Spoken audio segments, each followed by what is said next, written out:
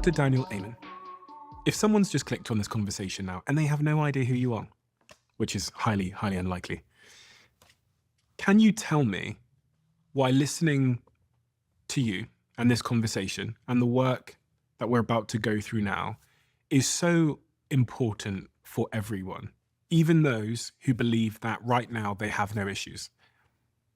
Everybody has a brain that's listening. It controls everything they do, how they think, how they feel, how they act, how they get along with other people. And most people know it, but don't. Your brain is the organ of intelligence, character, and every decision you make. And when it works right, you work right. And when it doesn't, you have trouble. And most people have no idea that their bad decisions, their sadness, their anxiety, their insomnia, their poor relationship has to do with the physical functioning of their brain. So if they want to be happier, they need to think about loving and caring for their brain. Optimize your brain, you optimize your mind's ability.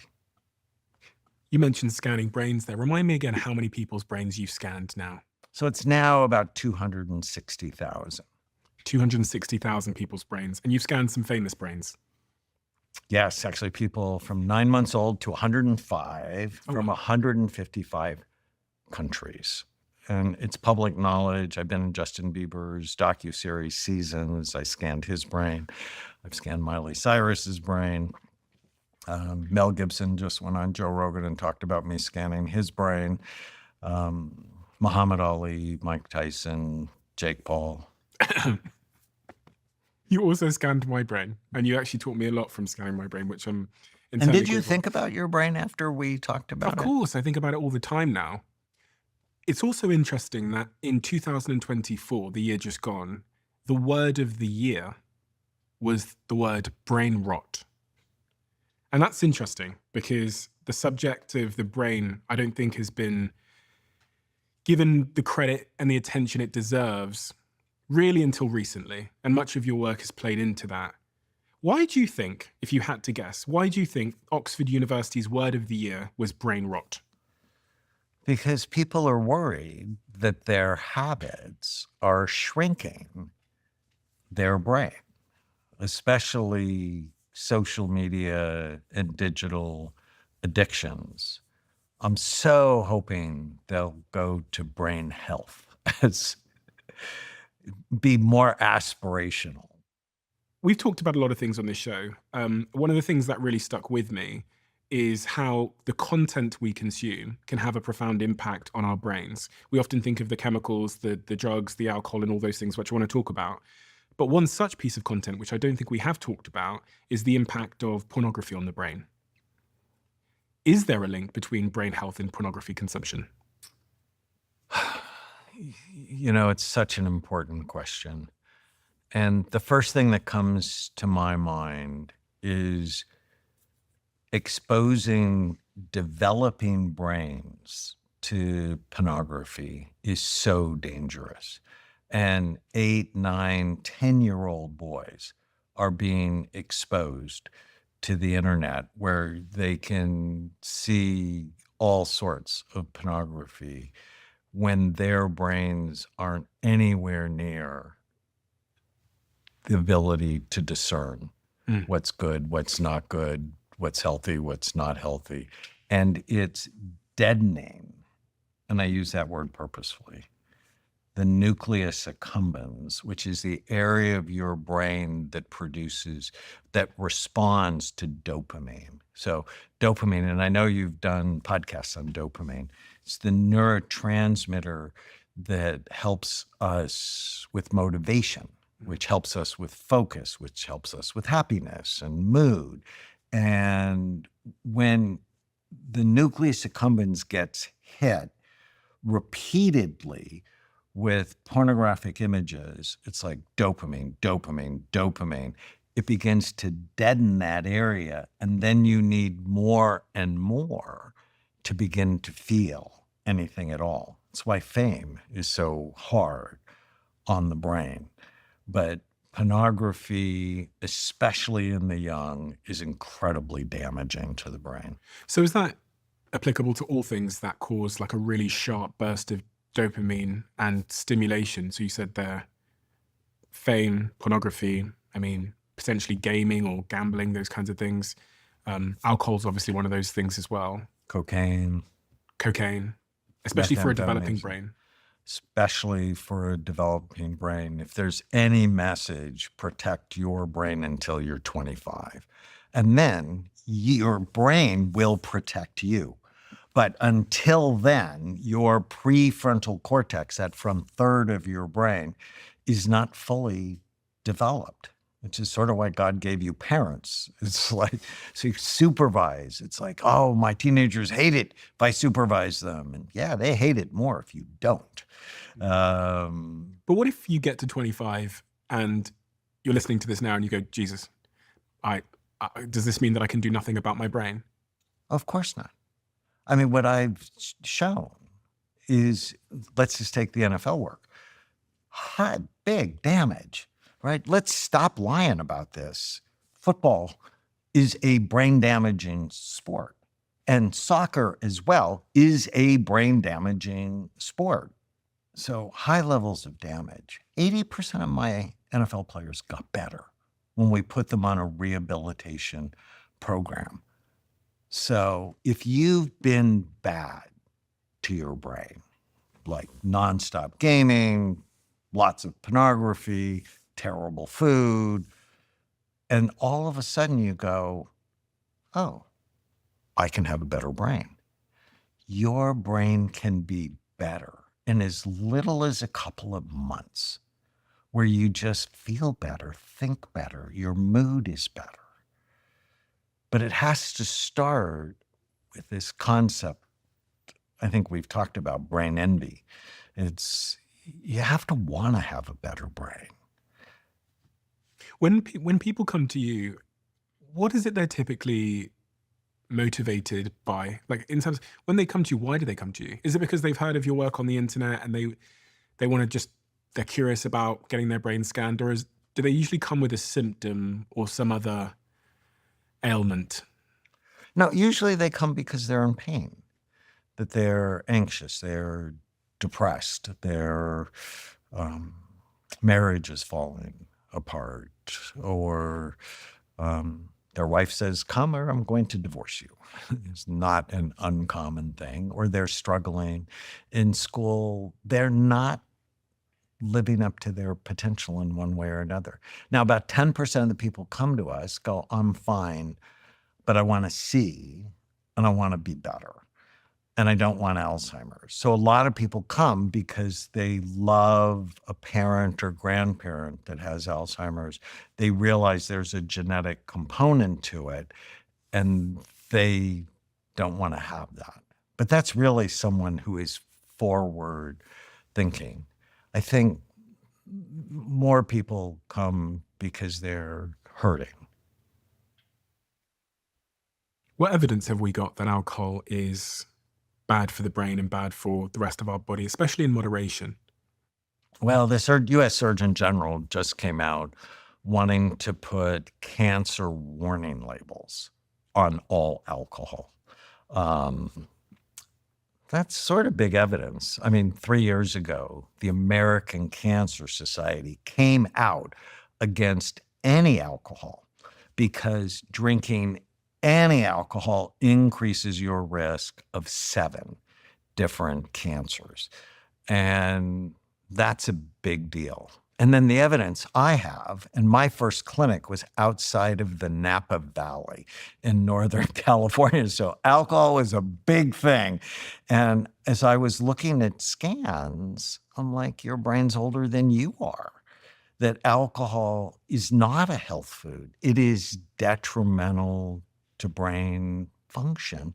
And then, of course, so I've been a psychiatrist. Now, I decided to be a psychiatrist 46 years ago. The number one problem I see is someone drinks and they make a bad decision. Someone drinks and they say something to their partner that they just shouldn't have said. Or they drink and they go to work, or they drink and they drive, or they drink and it just causes so much trouble. And in 1999, I did a show called The Truth About Drinking. And we took a young adult who had trouble with alcohol, got him sober, scanned him, and then on national television, we got him drunk, just like he got drunk. And it just crashed his frontal lobes. And it's so clear that alcohol takes the brake off your brain. And so people use it to calm the brain down, but there's certain parts of your brain you really don't want to go offline. The part that says, don't say that, don't do that. Is that just when I've had one drink and then when I sober up, I'm back to normal? Or is this chronic? Well, it depends. One drink will decrease in a mild way your decision making. When it becomes chronic, your life begins to get out of control.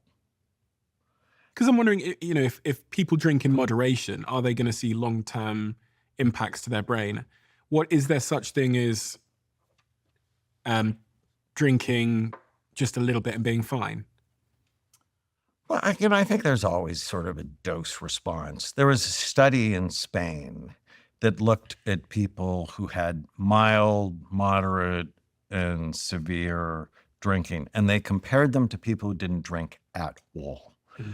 Even the people who only drank a little had disruptions in the white matter of their brain. Now, most people have heard about gray matter and white matter. Gray matter is nerve cell bodies.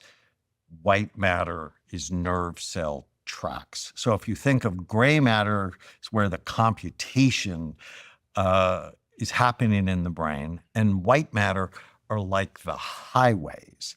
And so even a little bit of alcohol is creating potholes.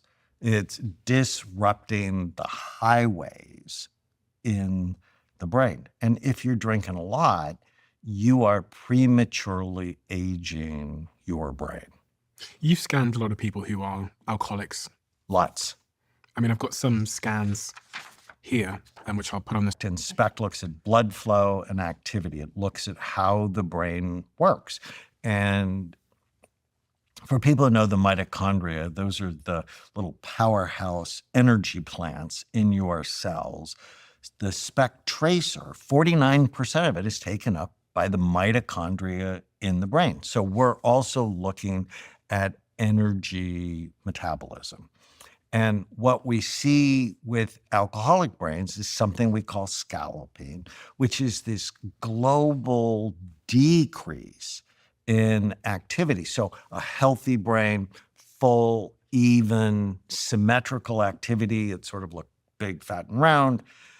With alcohol or other drugs too, you see the brain begin to shrivel.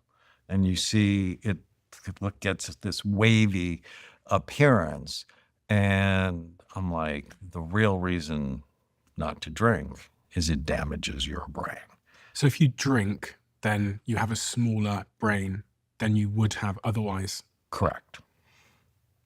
And that's pretty scary. And why does brain size matter? You know when people say it's going to shrink your brain, why does that matter?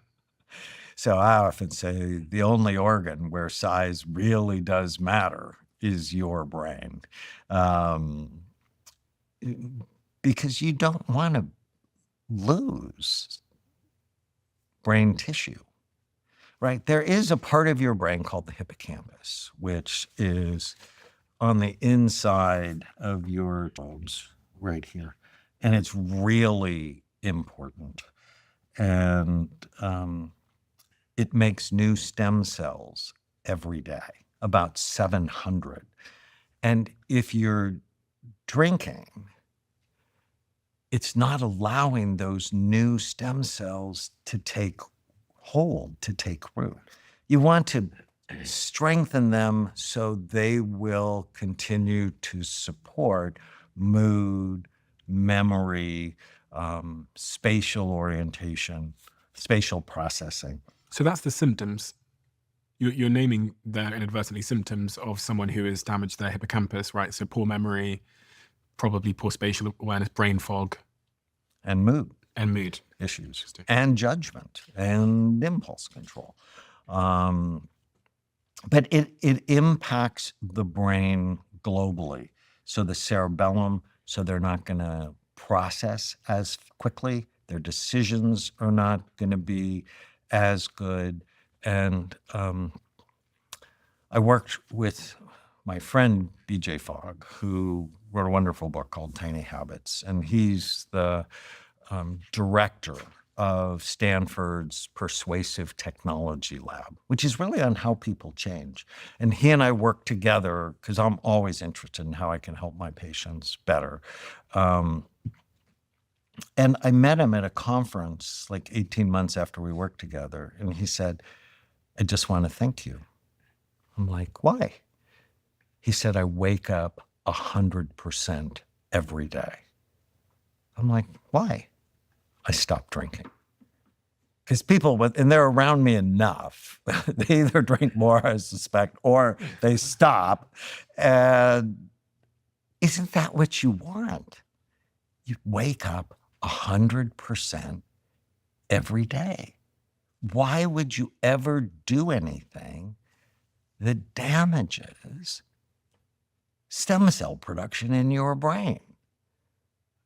One might argue that it's serving me in the short term. Of course. But there are lots of things that are like you see, so let's say you're married, but you're at a conference and you see this really cute person. And you're like, oh, well, in the short run, that could be awesome. Mm. And in the long run, you lose half your net worth and visit your children on the weekends. It's like, that's not a good thing. And, in the short run, you feel more relaxed, right? With alcohol, you feel more relaxed. And in the long run, it increases your risk of Alzheimer's disease. I'm like, that's not a good trade-off. On your blog, you published a study from 2009. It was a study on monkeys that showed a decline in new brain cell development. And in that study, there was a 58% decline in new brain cells and a 63% reduction in the survival rate of new cells from alcohol use. They had monkeys drinking alcohol. Yes, they have monkeys doing all sorts of things they shouldn't be doing. Which is effectively like premature brain aging. Right.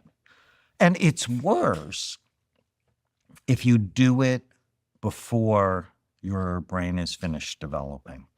And so if you think of fraternities and sororities, like I'm not a fan of sending children away to college. And it's because you have all these underdeveloped brains or not fully developed brains, and you put them all together without appropriate adult supervision. And a lot of bad things happen at fraternity parties and sorority parties. They're drinking less though now. No, they're still drinking it. Oh, really? Those ones, okay. And now they're adding mushroom parties to it. So it's alcohol and psilocybin and marijuana because everybody thinks marijuana is innocuous, which is a lie. And is it? Marijuana? It's a lie. Yeah. And I was actually really upset.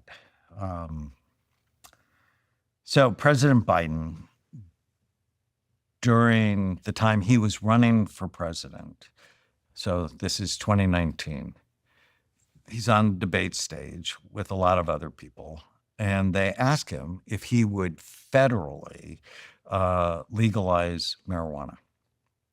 And he said, I don't think the science is decided. And no, I don't think I would. And Cory Booker, the senator from New Jersey, shamed Biden on national television. He said, man, are you high? Which is just horrifying. And I'm watching this going, The science is actually really clear. Marijuana is bad for the brain. I published a study on 1,000 marijuana users. Every area of their brain is lower in activity.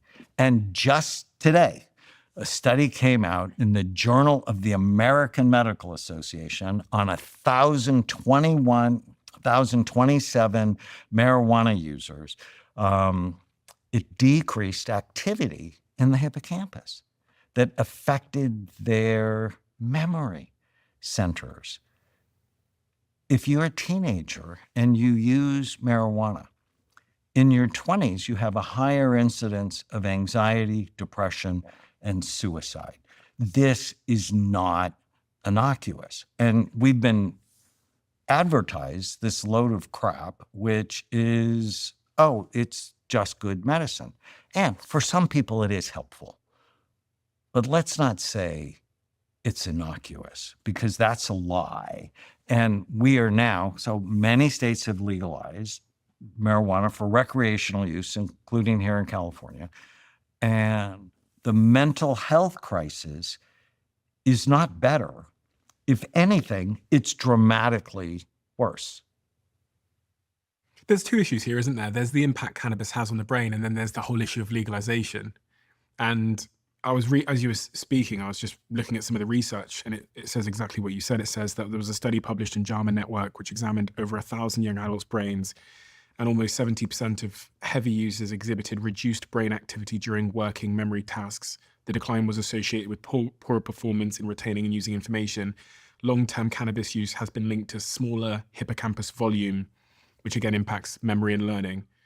So, I mean, the science is clear of what it's doing, but the question of legalization is a whole nother issue. Because well, please don't put people who use marijuana in jail. Yeah. Like, that's just a bad use of money. Yeah. That's not crazy, smart. But the problem becomes we're not educating kids on the potential damage to brain development, which nobody really argues about. Nobody reputable I know of is going, yeah, give it to teenagers and let them smoke all they want. No, it's just dumb. So it's a bigger question. And I think the answer, and I have a high school course it's called Brain Thrive by 25. And we actually studied it in 16 schools. Decreases drug, alcohol, and tobacco use, decreases depression, and improves self-esteem. Why? We teach kids to love and care for their brain. You got your brain scan, and now you love your brain more. You want it to be better. That's the answer. It's not scanning everybody. It's educating everybody. Your brain controls everything you do. And when it works right, you work right. And when it doesn't, you don't. So let's love it. And let's learn together how to optimize it. But the big innovation, Stephen, for 2025 in psychiatry are marijuana, psilocybin, and ketamine. The street drugs of the 60s are coming back. And I'm like, I feel like I'm living in this insane world where we're not talking about you should eat better and exercise and learn not to believe every stupid thing you think. And meditation could calm your mind probably more effectively than alcohol or marijuana. It's not hard to learn. What's wrong with psilocybin, magic mushrooms? Yeah, everybody's so excited about microdosing and it's a treatment for depression. And I think I've seen this story before. So in the early 80s, benzos, like Xanax and Klonopin and Ativan, they were mommy's little helper. And this will really help your anxiety. The problem is they make your brain look older than you are, and they're addictive as hell. Then there was alcohol as a health food.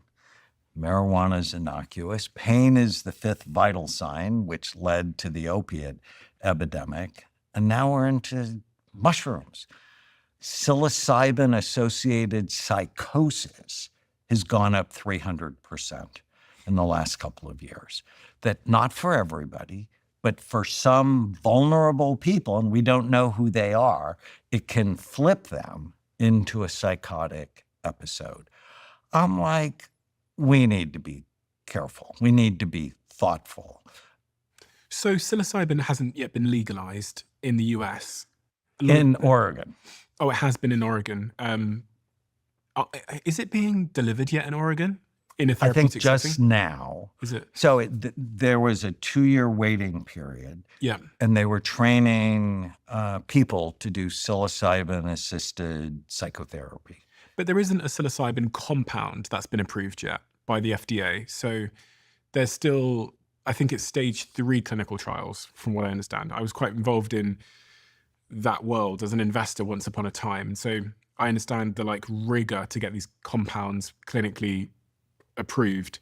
And you're right. So in the early like clinical trials, there's, I mean, groups of like 20 people in some of the early clinical trials. And as they're progressing now, and I think getting to stage 3, they need to have bigger sample sizes and make sure that these compounds are safe. And from what I've seen, a lot of people are trying to get it approved in a clinical setting for cases of treatment-resistant depression, where you do see, even in the studies that I've read, you see some people have adverse responses. So some people get worse. And there's, if you take someone who's treatment-resistant depressed and potentially suicidal, and you give them a strong compound like psilocybin, some people can get worse.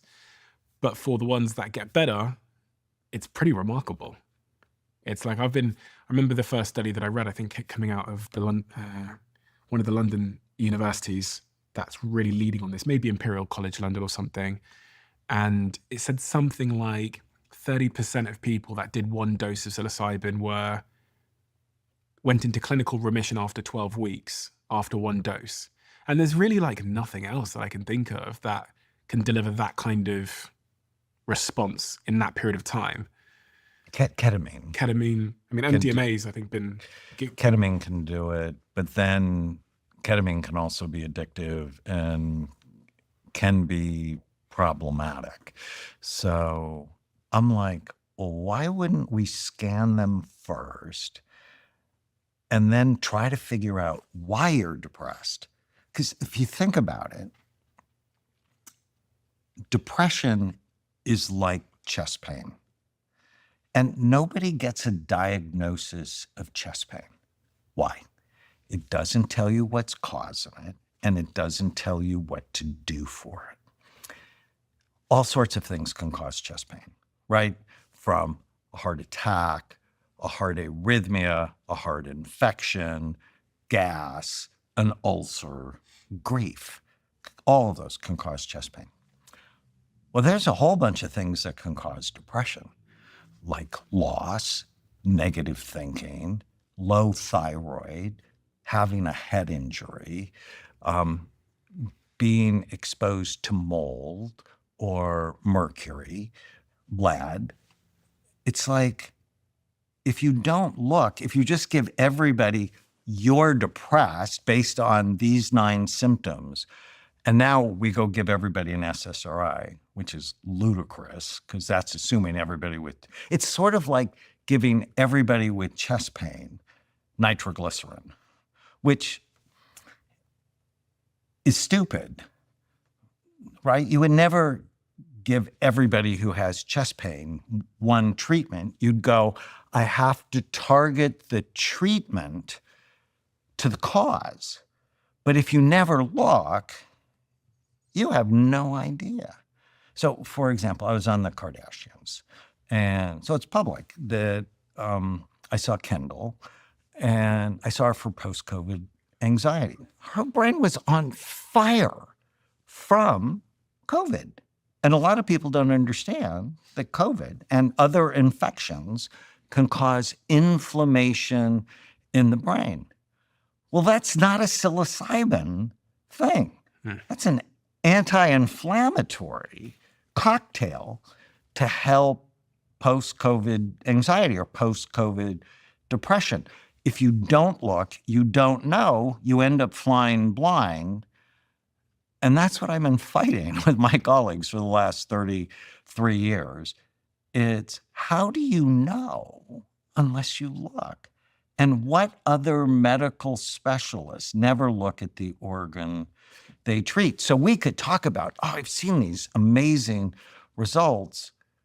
And I think we should see, well, what's the scan pattern that you're going to respond to psilocybin or Lexapro or ketamine or Lamictal, right? I mean, it's great we have all these treatments, but let's not fly blind when we don't have to.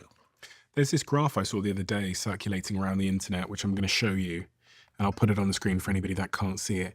But it shows globally which countries distribute the most antidepressant pills, SSRIs, and the United States leads the way by a long margin.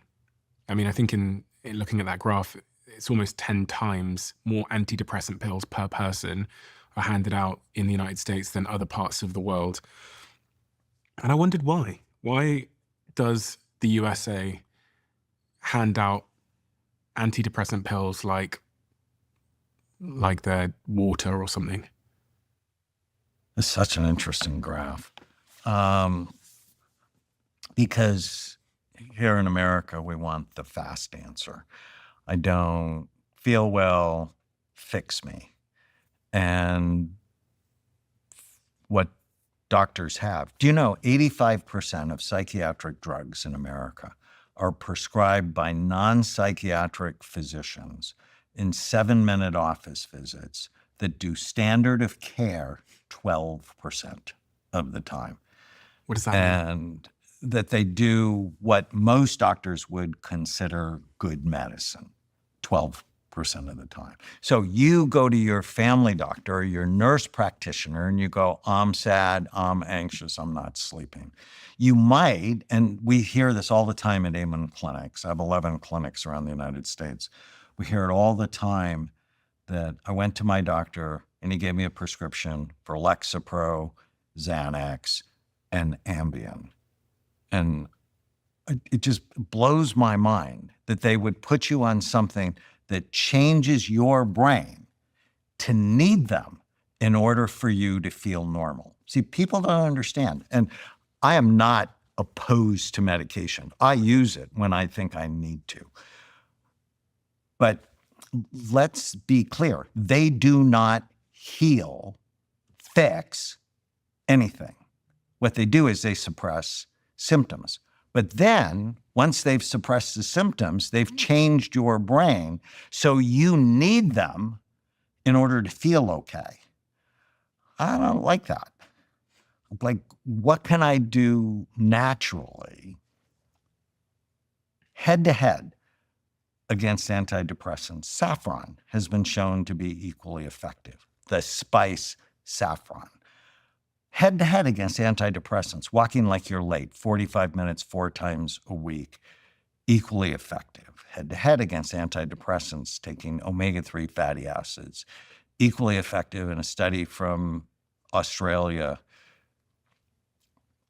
Head-to-head against antidepressants, learning how to not believe every stupid thing you think has been shown to be equally effective. So why not, if you're depressed and you can't get scanned, start walking. Take omega-3 fatty acids and saffron and learn how to kill the ants. ANT stands for automatic negative thoughts, the thoughts that come into your mind automatically and ruin your day. And we grow up, I don't know if the same thing is in England, there's no training on how to manage your mind. Right? I was 28 years old in my psychiatric residency when one of my professors said, you have to teach your patients not to believe every stupid thing they think. And I'm 28.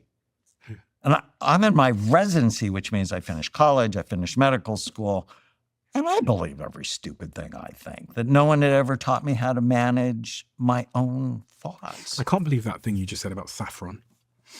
I was reading about it here. It says research indicates that saffron may be as effective as SSRIs in treating mild and moderate depression. And a meta-analysis of 8 studies found no difference between saffron and SSRIs in reducing depressive symptoms. But in fact, the side effect profile is probably better for saffron.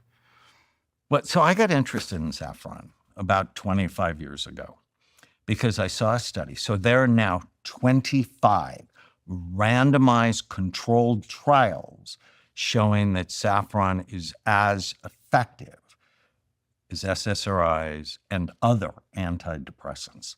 But the thing that caught my interest, this may speak more about me, is they didn't decrease sexual function.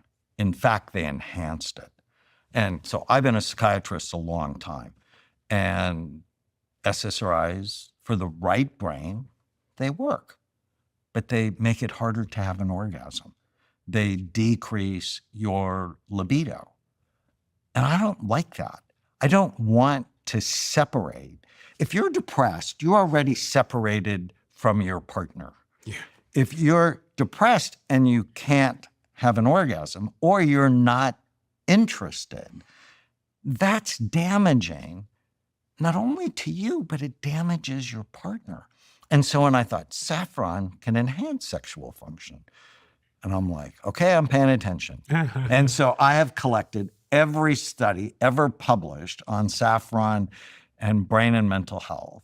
There's actually 5 studies showing it enhances memory, that it was as good as Aricept in people. Aricept's a medicine we use in Alzheimer's disease, and it's as good as Aricept. So it helps memory, it helps mood, it helps sexual function. I'm like, mood, memory, and sex. I'm going to take it. Mood, memory, and sex. So yeah, I love saffron. So why wouldn't we start with that and exercise and learn to manage your mind rather than start with Lexapro or even psilocybin or ketamine? One of the things when people are talking about psychedelics that they're trying to treat is trauma, Right. early childhood trauma. Is that something that you can see if you looked at my brain? Could you see trauma on my brain? Yes. And have you There's looked a at trauma? diamond pattern that I've written about, I published in actually Discover magazine in 2016, listed my study. So I published a study on 21,000 people showing we could separate post-traumatic stress disorder from traumatic brain injury with high levels of accuracy. And then we repeated the study on soldiers and showed the same thing. And this year, I just published the world's largest study on childhood trauma. So do you know the ACE score? Yes, which is a measure of childhood trauma. Childhood trauma, adverse childhood experiences. So it's on a scale of 0 to 10. How many bad things happened to you as a child? Physical, emotional, sexual abuse, neglect, being raised with a parent that has a mental illness, that's incarcerated, addiction, watching your mother be abused. So domestic violence. So 0 to 10. I'm a 1. My wife's an 8. We adopted our 2 nieces who are both 9s. And so I'm very interested in childhood trauma. So, sorry, a 9 is good or bad? 9 is terrible. Okay, so high the number, So more the trauma. 0 means you have none of those. Okay. 8, you have a lot. And if you have 4 or more, you have an increased risk of 7 of the top 10 leading causes of death. If you have 6 or more, so my wife's an 8, my nieces are 9s, you die 20 years earlier than the general population. And in our study, what we showed, the more ACEs you had, the more activation of your limbic structures, especially a very interesting area called the anterior cingulate gyrus. I think of this as the brain's gear shifter. It lets you go from thought to thought, move from idea to idea, be flexible, go with the flow. And when this is overactive, people worry. They hold on to things. It's like the trauma is always in front of them. And I often do timeline. I ask people, do you see your life going from left to right or from front to back? And I see the past behind me. My wife sees the past in front of her. And that's often what you see with trauma. And their brain becomes overactive in their emotional brain, which makes them at higher risk for pain syndromes, um, higher risk for anxiety, higher risk for depression, higher risk for insomnia, that they're sort of always looking for bad things to happen. Is there anything someone can do at home? Because, not everybody can afford to go to a therapist. It's hard to get access to these kind of treatments. If I have some kind of trapped trauma or traumatic experience, PTSD that I've been through, and I don't have any money at all, what would you recommend for me? Well, I mean, the first thing I want everyone to do is love their brain, right? The healthier your brain. And before we started, we talked about this idea. It's the brain you bring into trauma that often determines how you deal with it. And to get well, you have to get your brain healthy. So that's the first thing. So that means getting off the alcohol, exercise, eat well. Certain simple supplements, yes. What supplements? And then multiple vitamin for basic nutrition. Know your vitamin D level and optimize it. And most people need to supplement vitamin D.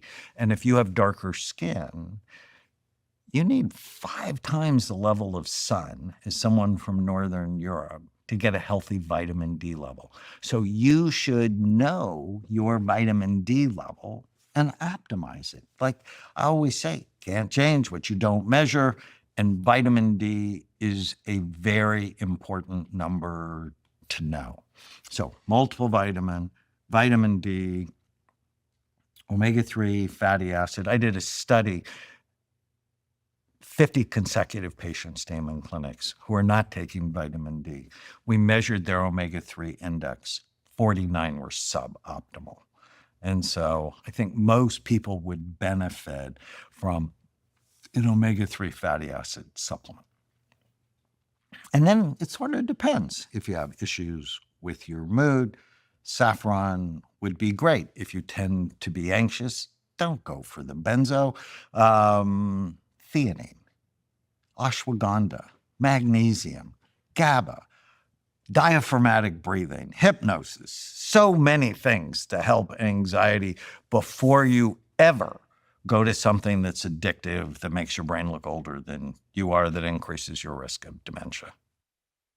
One of the really, really interesting things that you mentioned, which I had never heard of or thought of before, is the impact of negative thinking on your brain.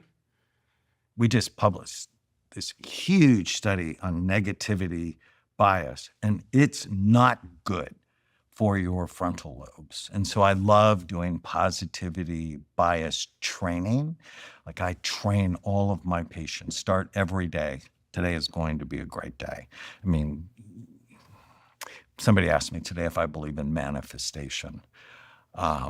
Sort of. I think you have to tell your brain what you want, and then your brain will figure out how to get it.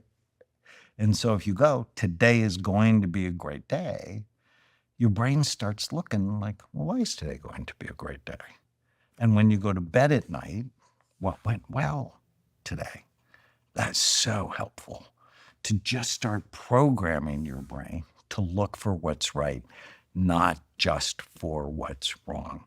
Virtually every depressed patient, I said, have a high negativity bias. And so training them to be more positive. Now, not irrationally positive, because you need some anxiety. People who have low levels of anxiety die early from accidents and preventable illnesses. People who have low levels of anxiety. Low levels of anxiety. So I have an older brother who I love, but he's one of the don't worry, be happy people. And I sort of always wanted to be like him because I'm much more serious, much more driven. And I'm like, no, I wanted to be like him until I read the research. The people who live the longest, so there's a study from Stanford. They started in 1921. And they looked at 1,548 10-year-old children. And they were looking for what goes with success, health, and longevity. And what they found was shocking. The don't worry, be happy people died the earliest from accidents and preventable illnesses. The people who lived the longest, the one theme was they were conscientious. If they said they were going to show up, and they showed up reliably, consistently, they lived longer than everyone else. And it just shows they had good frontal lobe function. It's like if I say I'm going to do something and I commit to it, I do it, you live longer. Could that be also linked to like discipline? Those people are more likely to be disciplined with other areas of their life, habits, eating, gym. Yes, which means they had better frontal lobe function. So why would we ever take these guys, frontal lobes, offline? No, love your frontal lobes. This is why when you have children, don't let them hit soccer balls with their forehead. It's just not a smart thing to do. I think that's probably a big thing people are thinking about this time of the year. So we're recording now in January 2025. Wow. And everybody's thinking about new year, new me. They're thinking about their New Year's resolution, becoming a new person. Habits, motivation, discipline. These are like the trifecta of what I see people talking about the most at this time of year. With everything you understand about the brain, how do I become a more disciplined, motivated person who has better habits? So one, you take care of your brain. And two, you know when relapse happens. Relapse happens when you don't sleep. Okay. When you've gone too long without eating, when blood sugar levels go low, relapse happens. You start making bad decisions. If you're female, when you're in the last week of your cycle, because blood flow to your frontal lobe drops for many women. So I have 5 sisters and 5 daughters. I completely believe in PMS. And I've scanned people, best time of their cycle, worst time. It's like they're 2 different people, sort of like they have multiple personality disorder because their brain is just so different. Now, obviously not with all women, but for certain ones, it's a big issue.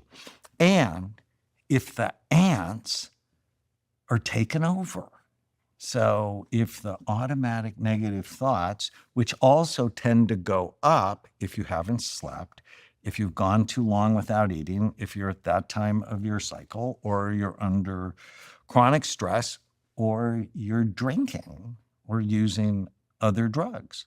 So you might suppress them, but then they come back and they attack you. So then you have to suppress them again. And this is how addiction starts. So is it fair to say that if you're trying to change who you are and you're trying to establish a new habit or crack motivation, then the goal shouldn't be necessarily to get a 6-pack. It should probably be something further upstream, like sleep well or better frontal lobes.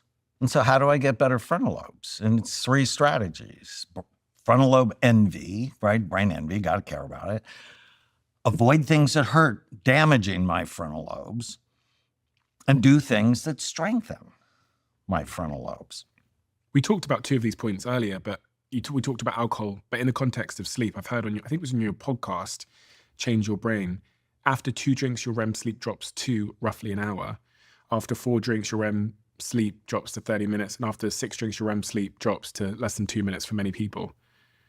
Obviously, these aren't specific numbers because everybody's brain is different. But it just goes to show, I guess, the relative drop in REM sleep, which is your restorative sleep based on alcohol consumption. And so if I drink, I'm not going to sleep well, I'm not going to get restorative sleep. I wake up the next day, I'm going to struggle more with motivation and keeping any habit that I have. And anxiety. And then you're going to be more ants.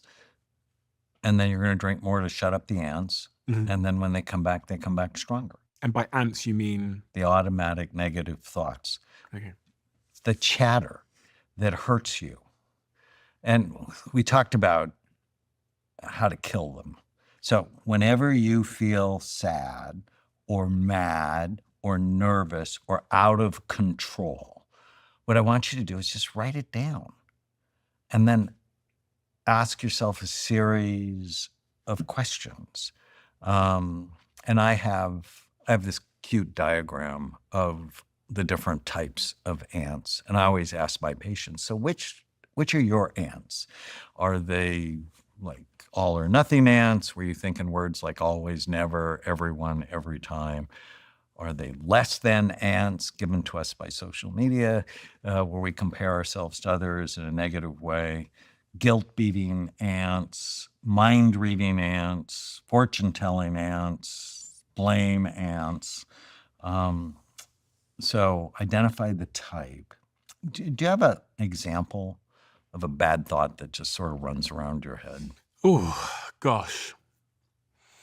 I think I live in a permanent state of assuming I'm going to get bad news, and it doesn't haunt me. I think I'm generally quite a calm person and quite focused and peaceful in my brain. But I think because I've ran companies for the last 10 years or longer, you're always just about to get bad news. So I think that can be playing on the radio in the background somewhere. Like, I'm going to open an email and it's going to be bad news. There's so many opportunities for bad news in my world. So yeah. Yeah. So I think you write it down. This is going to be bad. And then my friend Byron Katie has this process that I've refined a bit. So that's a fortune-telling ant. Right. And so this is going to be bad news. Or I always get bad news, fortune-telling, and all or nothing. And so the first question is it true? No. The second question, is it absolutely true with 100% certainty? And if one is no, two is automatically no. The third question is, how does that thought make me feel? On edge. On edge. How does the thought make me act? So the third question has three parts. How does the thought make me feel? Tense, on edge. How does it make me act? Removed. What's that word? Is it apathetic? Reticent. Yeah. Yeah. And the third part of that, what's the outcome of believing it's always going to be bad news? I mean, there's no good outcome, really. Suffering. Yeah. Suffering. Yeah. The fourth question is, how would you feel if you didn't have that thought? Free. And how would you act? Happier and more present. And the outcome of not having that thought? Better relationships. Better life. Because you're more present. Yeah. Yeah. And then the fifth question, so the first one is it true? The second one, is it absolutely true? The third one, how do I feel, act, and what's the outcome of having this thought? The fourth question is, how would I feel, act, and what's the outcome of not having the thought? The fifth question is my favorite. Just take the thought and turn it to the opposite. And then ask yourself, is that true? So it's going to be good news. Or it's going to be innocuous news. And then go, yeah, 99 times out of 100, that's true. And then I would, because I'm also a CEO, I'm like, well, how many of these things can't I handle? Virtually none of them. I can handle all of them. Right? So I'll be okay. And then I meditate on the opposite of the thought that's bothering me. And so I take these thoughts captive. I like that. And people who are depressed are infested with negativity. But you can train that. Your brain is healthy. It's easier to do. You can train that. But you imagine there's no second grade class in the world where teachers teach children not to believe every stupid thing they think. In fact, I was watching one of the confirmation hearings today, and the senators were filled with ants. Oh, yeah. They were distorting things. They were angry. They were making things more negative than they needed to be. We are modeled bad thinking. Hmm. And the news does it purposefully because they know if they piss you off, if they scare you, you're going to tune in so they can sell you more copper underwear.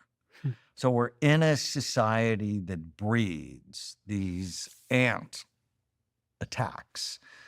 So you have to be careful. People who watch the news in the morning are 27% less happy in the afternoon. And so you have to guard what goes in. So every day you're programming happiness or sadness. And I believe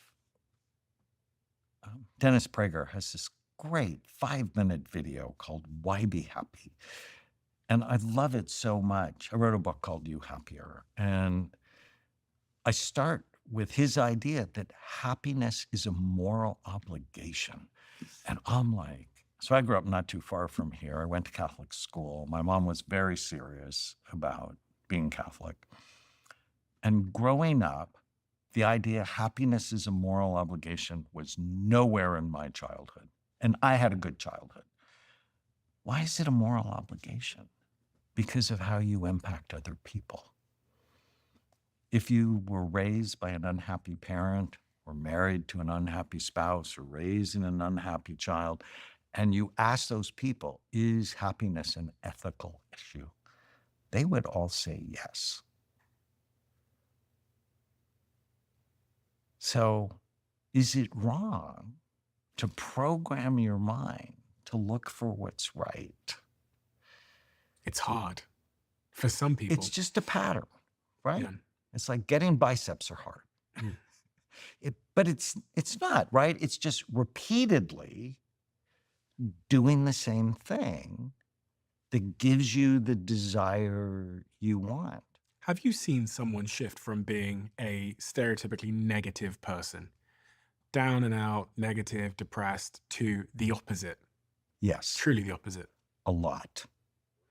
But you got to do the process.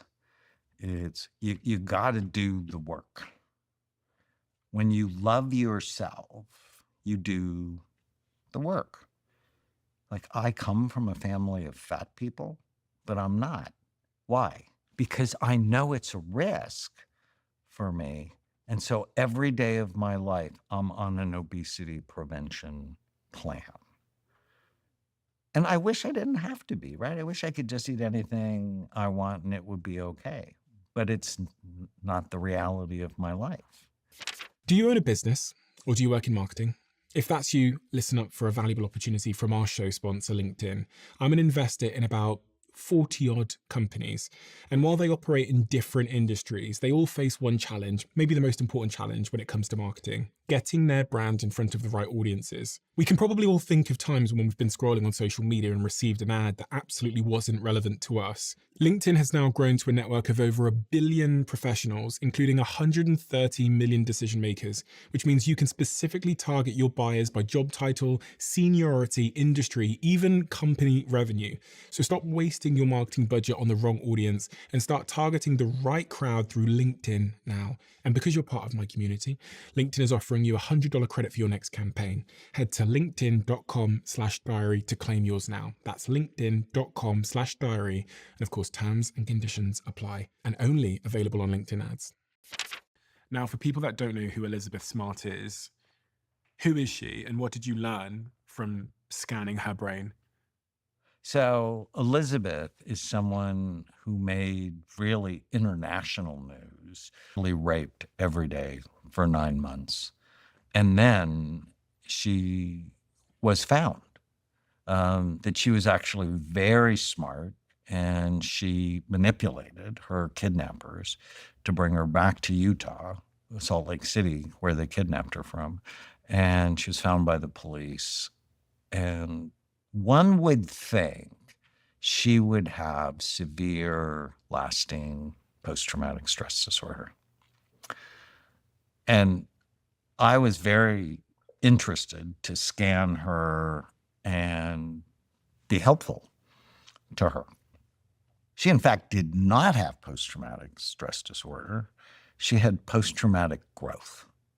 She took her trauma and made something special out of it, where she actually runs an organization for women who have been abused. And I just remember sitting there, and her brain was actually quite healthy. I think she helped me more than I helped her.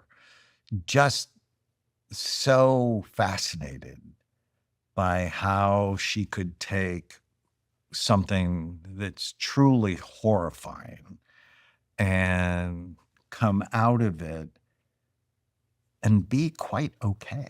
And she's how old now? She's in her She's 30s? in her 30s. And she's in a relationship, married? She's married. She has children. She's running an organization. She speaks around the country. I mean, when people hear that, they might begin to question how they think about trauma, because we think of trauma as a very deterministic thing, i.e., if that happens to you, I can predict that you're going to be X. You're going to be, maybe depressed. You're not going to be socially functioning. You're probably not going to have functional, good relationships. That's the kind of thing we think when we hear about such a horrific event. We kind of see it as deterministic of who you then become.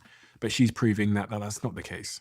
No, in fact, of people who go through something really terrible, about 10% of people will develop PTSD. And about 10% of people will develop post-traumatic growth. And most people sort of land in the middle. I wrote an article 1982 when I was a resident at Walter Reed called Post-Vietnam Stress Disorder, a metaphor for current and past life events. And it was when I was a resident, I got the idea it's the brain you bring into Vietnam that often determines the brain that comes out of Vietnam. That if you grew up in an alcoholic home or you grew up with a lot of stress, you are much more likely to become a heroin addict and much more likely to come home and struggle. Obviously not always, but there's a concept since I started imaging that I just dearly love so much called brain reserve. So brain reserve is the extra tissue you have to deal with whatever stress comes your way. And brain reserve actually starts before you were conceived. So if you get your brain wrapped around that a little bit, it's the idea of epigenetics, that if your parents grew up in trauma and abuse, it changed their genes to make you more vulnerable. And so your genetic history matters, the health of your mom while she's carrying you, your brain starts to develop 3 weeks after she gets pregnant. 3 weeks, like about day 21. And so her stress level, her infectious disease level burden, her nutrition, her sleep, all of these things matter. One of my patients' wife is pregnant. I'm like, you need to be nice to her. You need to lower her stress because your child, that this has generational consequences. And then when you're born, how did the birth go? And then as a child, what was your nutrition like? What were your stress levels like? Did you play football? Did you fall off the swing? All of those things are either building your brain reserve or stealing your brain reserve. So when you get kidnapped Or let's just take two soldiers in war.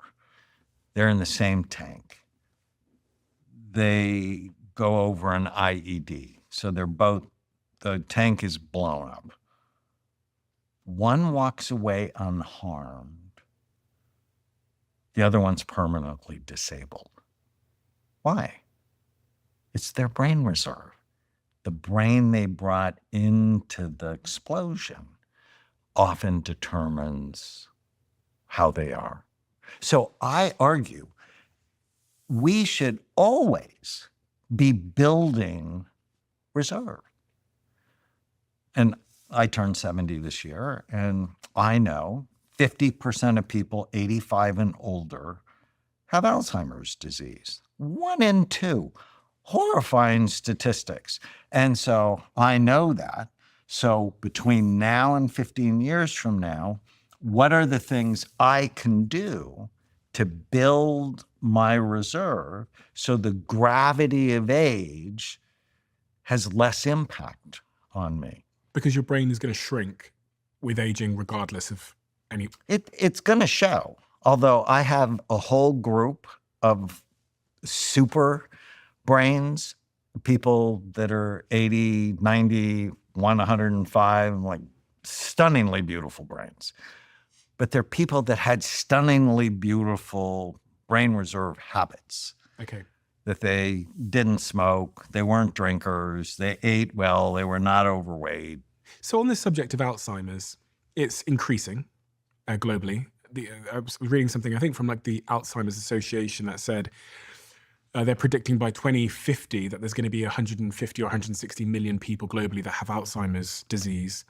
There's still a lot of question marks around what causes it, what increases its probability, etc. But what do you think the cause of Alzheimer's is? I think there are many causes of it. And the going wisdom until recently was excessive beta amyloid plaque formation caused Alzheimer's. And there's a lot of questions around that theory.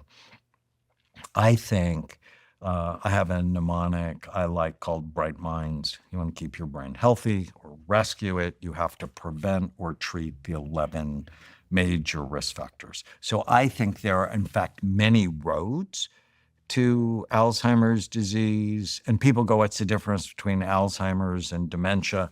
Dementia is the umbrella category. You start losing your faculties. Alzheimer's is one of the types. But the more you get into it, you realize it's a pretty mixed bag. And so bright minds, blood flow, retirement and aging, inflammation, genetics, head trauma, toxins, mental health. You know, if a woman is depressed, it doubles her risk of Alzheimer's disease. If a man is depressed, it quadruples his risk of Alzheimer's. And then the sleeper in all of these is infections, immunity and infections. Many of us think it's one of the major causes.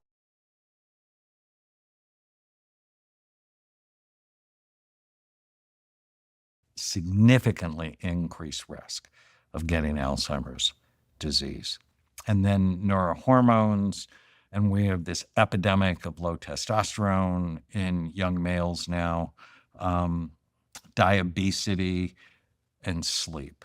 Diabetes is you either have high blood sugar and or you're overweight. And that one risk factor, if you have that one risk factor, now all of a sudden you have 10 of the 11 risk factors. Because if you have diabetes. If you're overweight or you have high blood sugar, it lowers blood flow to your brain. It prematurely ages your brain. It increases inflammation. Fat cells produce something called adipokines, which is inflammatory molecules. It changes your genetics. Fat stores toxins. You're more likely to be depressed. It damages your immunity. Takes healthy testosterone, turns it into unhealthy cancer-promoting forms of estrogen and impairs your sleep. And I'm just, and then people go, oh, but you're fat shaming. And it's like, no, I published a study on 33,000 people. As your weight goes up, the size and function of the brain goes down. Somebody's got to like say the truth. The truth is being at an unhealthy weight is unhealthy for your brain and body. I was reading some studies earlier on when I spoke to a insulin resistance expert. One of the things he said to me was that they now almost describe Alzheimer's as type 3 diabetes. There's Right. a phrase that's often used. And when they look at brains that are insulin resistant, the person between 40 or 80% of the time, depending on which studies you look at, has insulin resistance, i.e., they've had elevated blood sugar levels, which have caused an insulin resistance, or something else. It could be stress that causes insulin resistance, or many other things. But it's interesting to think of, as you said, that one thing, which is the high blood sugar levels, insulin resistance, can have such a profound impact on the brain. And if I've ever heard a case for being a bit more careful about sugar and other things that will spike my blood sugar levels and chronically, I think that's probably it. Because your brain, as you said at the start of this conversation, drives everything in your life. And to think that sugar, an overconsumption of sugar, shall I say, has such a profound impact on the brain is pause for me. Because I don't like sugar that much. You don't like it as much as you like your brain. Yeah, in my life. So there's a study from the Mayo Clinic where they looked at people who had primarily a fat-based diet. So fish, healthy oils, avocados, nuts and seeds. They had 42% less risk of getting Alzheimer's disease. And then they looked at people who had primarily a protein-based diet. So think of a caveman diet, 21% less risk of getting Alzheimer's disease. And then they looked at people that had a standard American diet, simple carbohydrate-based diet, bread, pasta, potatoes, rice, fruit juice, sugar, a 400% increased risk of getting Alzheimer's disease. It's the sugar and the foods that quickly turn to sugar, which goes with the insulin diabetes type 3 hypothesis. You have to manage it. And the reason this is so important to me is having high blood sugar makes your blood vessels brittle and more likely to break, which means it takes longer for things to heal and you're more likely to have a stroke. And having a stroke increases your risk of Alzheimer's tenfold. So you're a fan of the keto diet? I sound like For some people. I find that it doesn't have enough plants in it, which means it's probably not going to be awesome for your microbiome.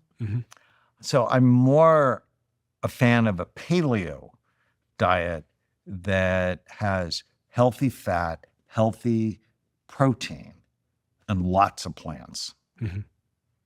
We've covered so much. There's the one thing we started talking about briefly, I think before we started recording, was the subject of hope and grief.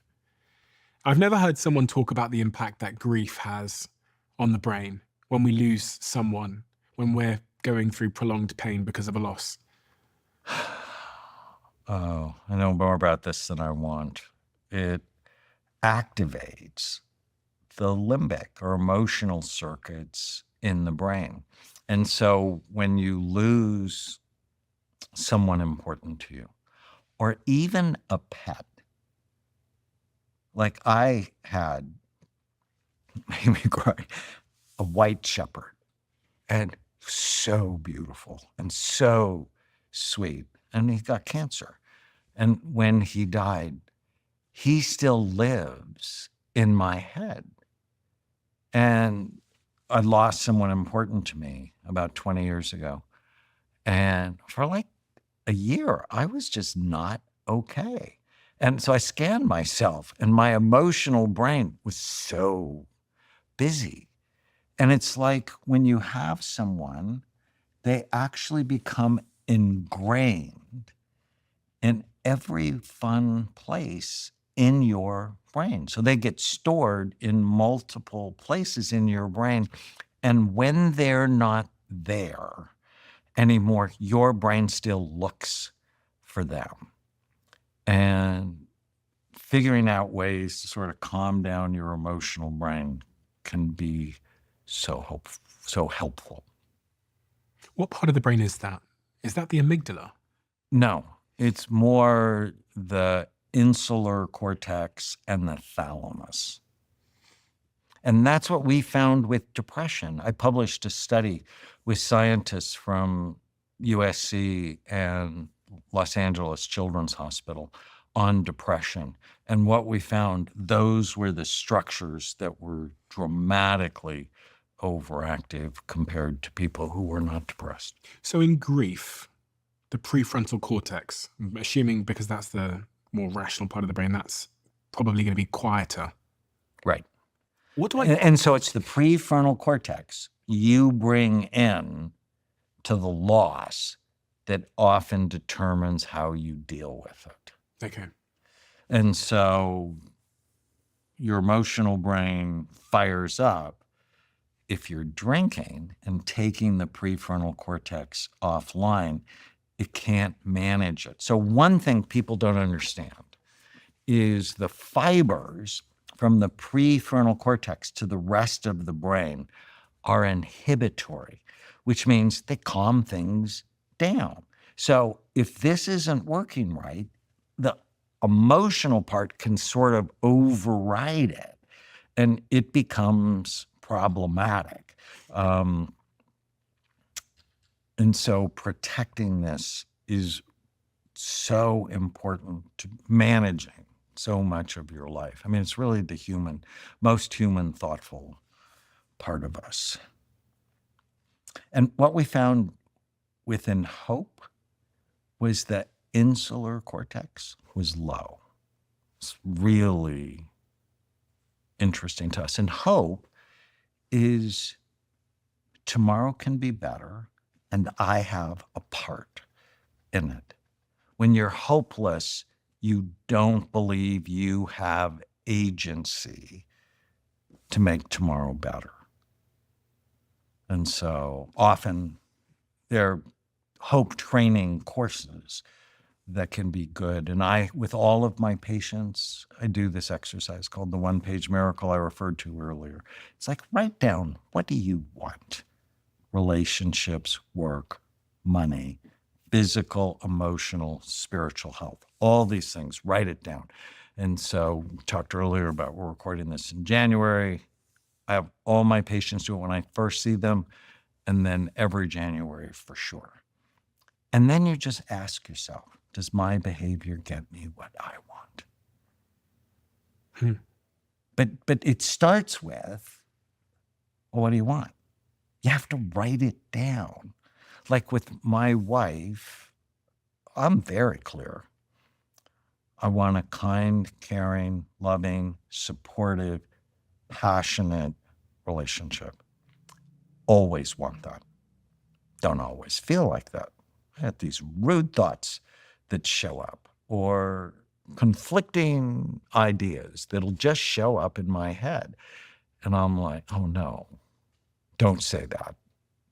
No, don't do that, because it doesn't fit. And it's been the best relationship of my life because both of us have the same goals. And we're pretty good at matching our behavior to the goal. And as a CEO, right, what do you do with companies? You have a business plan. And then you have regular meetings and key performance indicators to like go, how are we doing? And if we're not doing great, we change.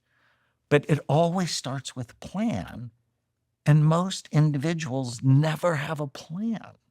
So they're kind of just being dragged around by whatever. I mean, and now in social media, it's very dangerous because you might want what the Kardashians have. And it's like, wait a minute. Relationships, work, money, physical, emotional, spiritual health. And then if I had tattoos, I don't yet. My wife got one. It freaked me out. It's my daughter's birthday. But the tattoo would be, does it fit? Know what you want, and then ask yourself every day, my behavior get me what I want? And some people go, well, isn't that selfish? It's like, absolutely not. Because if I'm good for everyone around me. Your goal could be to be a great father. It absolutely should be a great father. It's to be a loving husband, kind, caring, loving, supportive, passionate. And oh, by the way, when people do our program, their erections are better, just saying, because blood flow is better when brain health is better, because your brain uses 20% of the blood flow in your body. And so if you're working to have a healthy brain, everything works better. Just saying. Why did that come to mind when I asked about your goals? Well, because I went passionate, and I'm like, okay, you have to be clear. Or even think about work. What's the goal with work? It's to do meaningful work. It's to make a difference. You're a father. I'm not a father yet, but I hope to be. I've got 3 little nieces. My brother's had two little nieces and 1 nephew. My brother's a year older than me, and he's had 3 kids already, so I've got some catching up to do. But as I'm progressing towards this season of life, one of the things I think about, having met you, is how to raise healthy brains. Like, what parenting style is going to make sure that my kids have very healthy brains? There's so much conversation about parenting styles. Some people say just let them do whatever they want to do. Some people say be an authoritarian and put rules in place. I'm wondering, from the perspective of someone who scanned 260,000 brains, how do you raise a perfect brain? Well, one, you get rid of the idea that you're going to raise a perfect brain, Okay. because there's a little OCD in there. The first thing you do is you have goals for yourself. What kind of parent do you want to be? And what kind of child do you want to raise? And for me, I want to be present, kind, and effective. And for my kids, I want them to be mentally strong and resilient. And I want them to feel good about themselves. And then you bond with them. You want to be a good dad? Bonding requires 2 things: time, actual physical time, and listening. So time, I have an exercise I love so much called special time. 20 minutes a day, do something with your child that your child wants to do. And during that time, no commands, no questions, no directions, just time to bond. The most important thing to children is time with their parents. And people are busy. Doesn't have to be a lot. But if you do that 20 minutes a day, it's money in the relational bank. So my first literary agent, I think he was 42 when he had his first child. And he's like, my daughter, she's 2.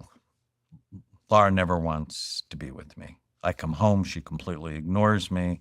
She just wants her mother. She wants nothing to do with me. That's because she's a girl, right? I'm like, absolutely not. Carl, you're ignoring her. What do you mean I'm ignoring her? I said, you're ignoring her. Do this. And I told him about special time. And he's like, that won't work. I'm like, negativity bias. I'm like, oh, great. You represent an idiot. You represent me, and you're telling me it won't work. I said, do this. It works. And I'm going to call you in 3 weeks. So I wrote him in my appointment book. We had appointment books then. And 3 weeks later, I called him. Carl, it's Daniel. Daniel, she won't leave me alone. All she wants to do is be with me. As soon as I get home, she grabs my leg and wants her time. I'm like, I told you it works. Hmm. It works. Time, actual physical time. And then shut up. Listen. This is so important. Parents are awful at listening. You've heard of active listening? Yeah. So active listening, it's like so simple. Child says something. Before you give your 2 cents, just repeat it back and sort of listen to the feelings behind the words. I want to have blue hair. I know what my dad would have said. I want to have blue hair. No way in hell, as long as you live in my house, you can have blue hair. But what does that do? It just shuts down the conversation or starts a fight. Like, oh, you want to have blue hair? And then just be quiet. And then the child might say, everyone's doing that. My dad would say, I don't care what anyone else is doing. As long as you live in this house, you're not going to have blue hair. If they're going to jump off a cliff, are you going to go with them? Not helpful. Sounds like you want to be like the other kids. And then he might say, sometimes I feel like I don't fit in, which is really the conversation you want to have. And my mother would have said, of course you fit in. You're a good boy. You're a good looking boy. I said, and that's not helpful either. It's just helpful to listen. If you have time and you have listening, you bond. And then the kids tend to pick your values because they're bonded. And then when they make a mistake, don't rescue them. Today, parents do way too much for their children, and they steal their self-esteem. I often say, if you do too much for your kids, you build your self-esteem by stealing theirs. Hmm. And you're going to be tempted because you're going to have such love for them. You don't want them to hurt. And that's a mistake. Because character is built through struggle. Character and self-esteem are built by feeling competent you can solve problems. So when a child says, I'm bored,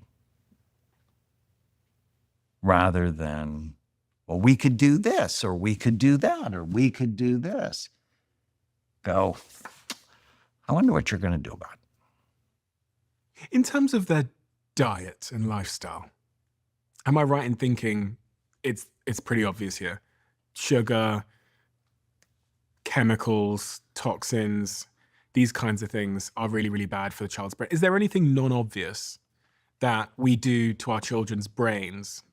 Well, I think the most important thing is you model Okay. the message.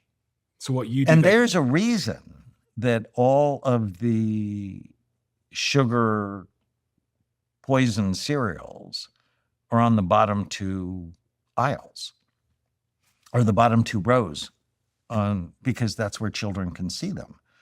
And they're like, Mommy, I want this. And I always want you to remember this rule.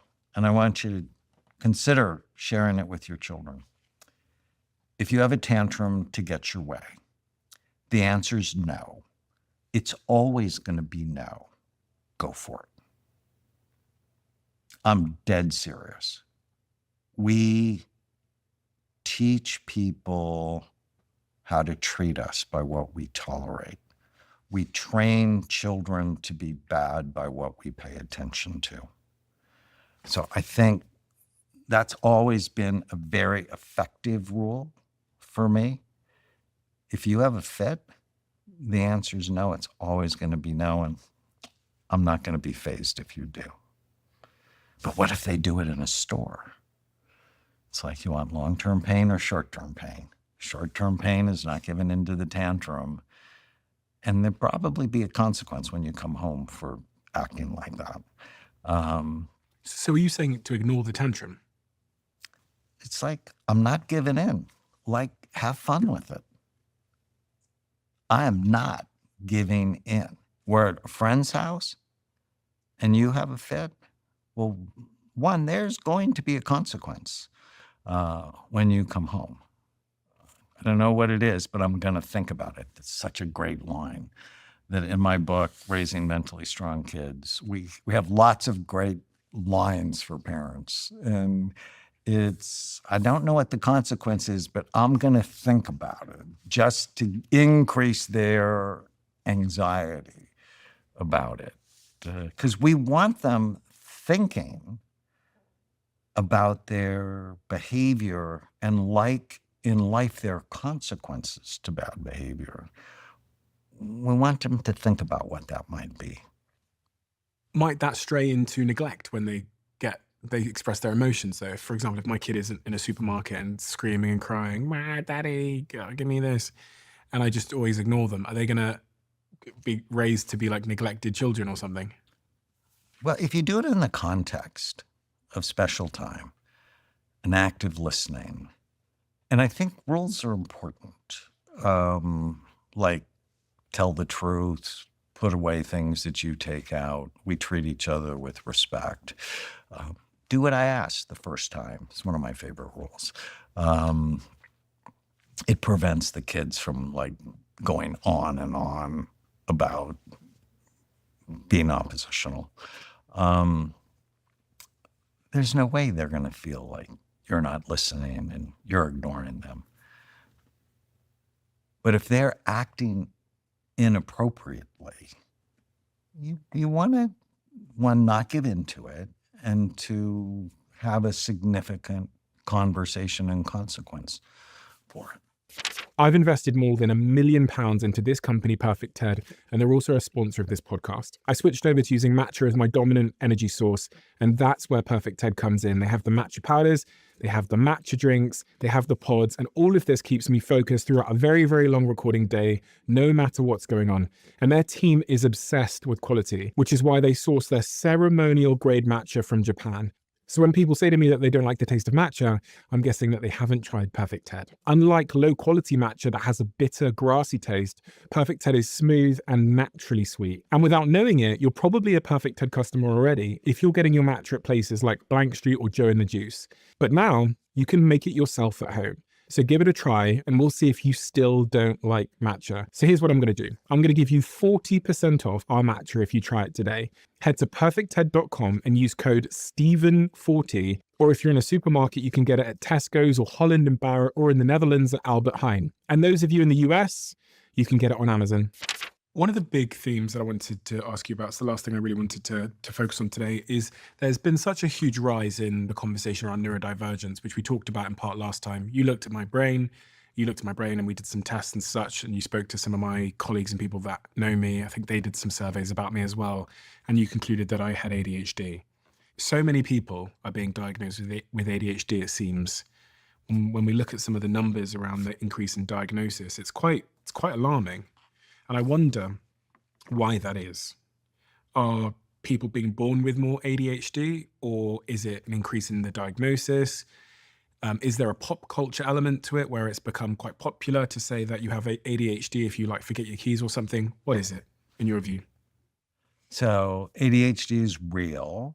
There's a significant genetic component to it, but we're also living in a society that promotes its expression. So the more sugary cereals with red dye number 40 increases hyperactivity. The more gadgets you give them so they can't pay attention, the less they're outside in the sun, the more they're playing video games. All of those things increase the expression of ADHD. Again, something I know more about than I want to. I have a book called Healing ADD, and I write about my own personal experience being married to someone who has ADHD and having several of my kids who have it. That it's real, and left untreated, there are all sorts of consequences. So people always ask, if you think of medicine like Ritalin or Adderall, people go, what are the side effects? And it has side effects. Sometimes it can increase tics. Sometimes it'll cause sleep problems. Sometimes you'll lose some weight or decrease your appetite.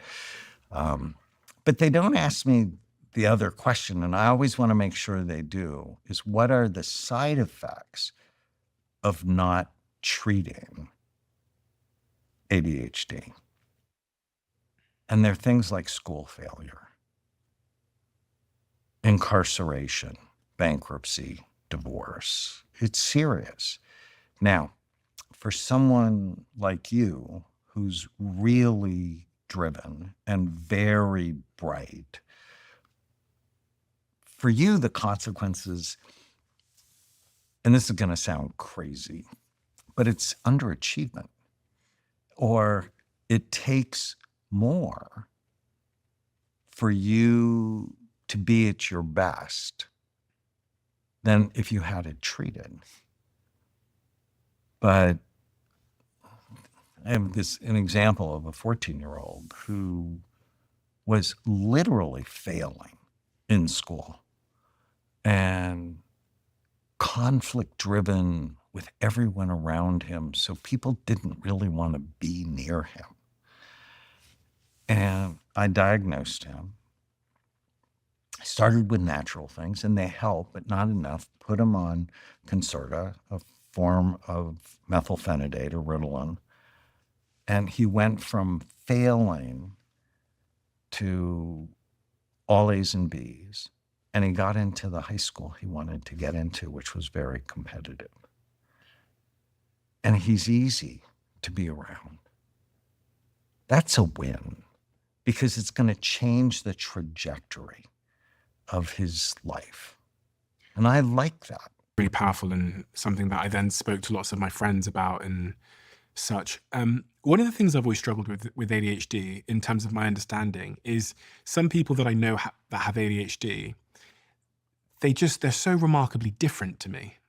And they're so remarkably different from each other. So if I think about one of my friends that has it, very, very different in terms of productivity, symptomology, versus someone like me who, for example, in my case, I'm very focused, I think. I can be very focused, not always. But when I'm into something, I can focus on it for a long period of time. In fact, people don't know this, but it's worth me saying. My last book, I went to Bali for, I think it was either 11 or 14 days. And I came out of the jungle with the book. So I went into the jungle with basically 33 sentences, individual sentences. I knew what the chapter titles were. And I came out of the jungle and handed my publisher, Penguin, the manuscript after that period in the jungle, which basically meant that for those 11 or 14 days, I can't remember the exact number, I sat there for about 10 hours a day and I was obviously getting distracted once in a while, but I wrote the whole book in about 14 days. Decent book. I'm so well. jealous. But for me, it's an example of that. When I think of ADHD, I think of like attention deficit. And again, I don't know much about ADHD, so I'm very naive. I represent most of the population probably in that regard. But I don't think I have an attention deficit necessarily. Well, for things that are new, novel, highly interesting, stimulating, or frightening, Yeah. people with ADD can pay attention just fine. That's why a lot of people who have it go, I don't have it. Like, if I love my history teacher, I'm like focused.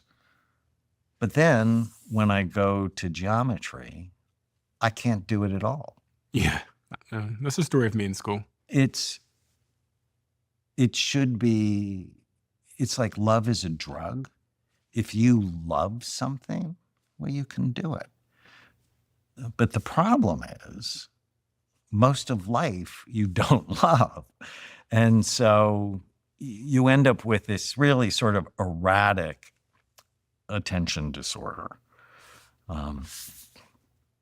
And they tend to gravitate toward things, I hear this story a lot, unfortunately, is they experiment in college and they take a little bit of methamphetamine and it helps them and they're more focused, but then they don't know how to manage it and they end up taking more and more and they end up getting addicted and it steals their soul. Love. Can you see love on the brain? Helen Fisher, who's a neuroscientist in New Jersey, has actually studied love. And new love shows up as increased activity in the dopamine centers of the brain. And it makes you just a bit obsessive. I think of new love as dopamine, but lasting love more like opiates. So, new love, when you break up, is sort of like getting off cocaine. Hard, but not that bad. Lasting love, if it goes away, and we talked about grief earlier, it's like it's ripping your skin off. It's really hard, sort of like getting off of heroin. Do people come to you that are heartbroken? A lot. What do they say? I can't stop. Think that their brain gets into anxiety, sadness, and that person just lives in every fun place in their brain and they can't get over it. And it can be quite messy for them. What is the change that you would like to see in the world? Well, I'm actually working on it. I want everybody to just ask this one question. And we mentioned my work with BJ Fogg, like how people change. And he talks about tiny habits. What's the smallest thing I can do that will make the biggest difference? And if I could impact the world, it would be through one question. Whatever I'm doing right now, is it good for my brain or bad for it? I want to teach people to love their brains and to just make better decisions for the health of their brain, because then everything follows that. Is it good for my brain or bad for it? I'm 15. I have a developing brain. My brain is myelinating itself, which means it's wrapping all my nerves, all my brain cells with a white fatty substance called myelin. And my frontal lobes are not done until I'm 25. Oh, I'm going to love my brain. So I'm not pouring crap in my body with what I eat or what I drink because it's bad for my brain. When I'm 60 and I'm stressed because my football team's not winning, I'm not going for an extra beer because I love my brain. And I'm going to get to a healthy weight because I love my brain. That's the change. That's why I think God put me on the earth. I wanted to do something. I was just thinking about it as you were speaking then about the one simple thing that I can do to help my brain and to love my brain. When you think about behaviors and habits that are popular and trendy at the moment, are there any that stand out to you as being particularly good for the brain or particularly bad for the brain? Because I had a couple come to mind that I wanted to throw at you. I mean, one of them that's exploding in the UK at the moment is paddle, which is kind of, I think you call it pickleball here. Good for my brain, bad for my brain. Good for your brain. Really good Do you know for your what? brain. When you scanned my brain, you told me that. You said, for the next 6 months, Steve, I need you to take some omega-3, do this, do this, do this, and I'd like you to play more racket sports. I built a paddle court in my garden. So I have a paddle court in my garden in Cape Town. And I love playing it now. And when I play it all the time, I said, Dr. Amen said it's good for my brain. But it's exploding. It's exploding across Europe, really, but really across much of the world now.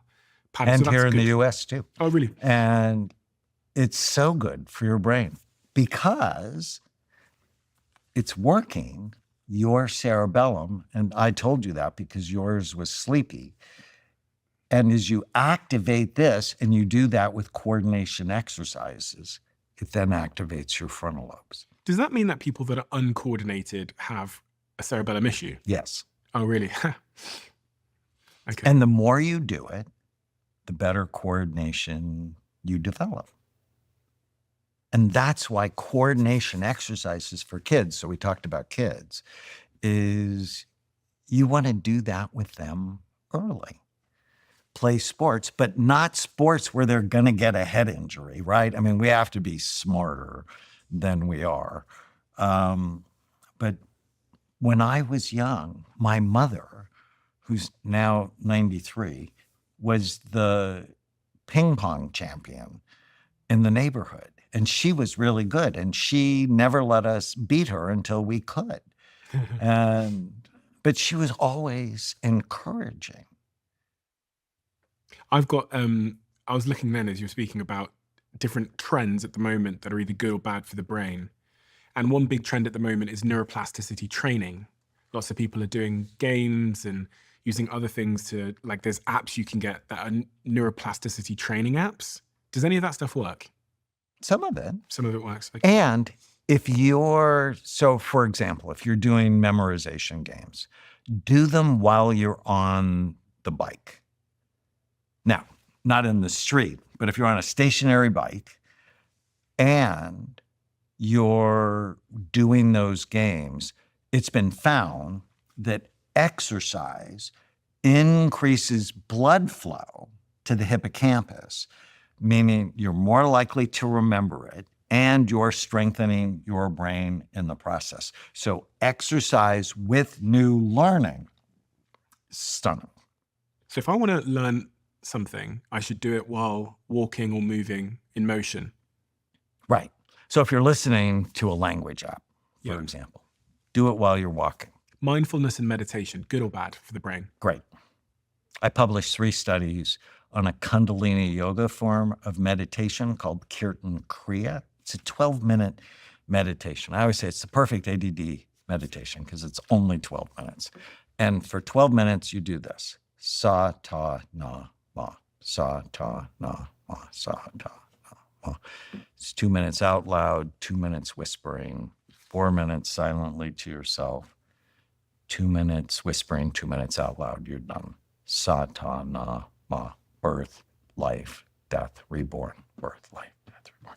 But the one we studied is Sa, Ta, Na, Ma.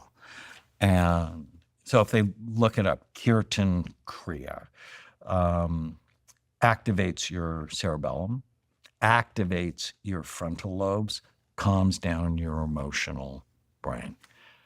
People who did that for 12 minutes for 8 weeks, their resting frontal lobe function was stronger.